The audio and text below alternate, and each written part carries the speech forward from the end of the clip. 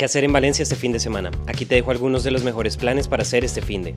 Iniciamos con las fiestas patronales de varios municipios que este fin de semana inician o continúan con la celebración. Burjasot, Puerto de Sagunto, Turís, El Palmar, entre otros, tendrán conciertos, orquestas, actividades para toda la familia, actos tradicionales, religiosos y mucho ambiente durante este fin de semana. Una buena excusa para salir de Valencia y descubrir las fiestas de pueblos cercanos.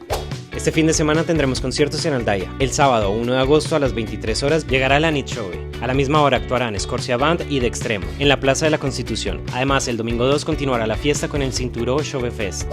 Por otra parte, el viernes tendremos el último concierto de Far Valencia. Este 31 de julio el festival se despide con la actuación de Marta Santos, una de las artistas de mayor proyección en el pop español, la cual dará el cierre a una de las novedades musicales de este verano en la Marina.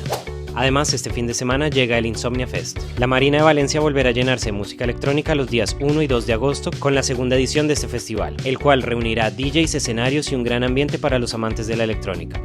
Continúa el Parque WOW, un parque de ocio con atracciones, actividades y propuestas para toda la familia, convirtiéndose en una buena opción para disfrutar del verano. También recuerden que sigue abierta la Feria de Atracciones en el Jardín del Turia, perfecta para pasar una tarde o una noche diferente con amigos o familia.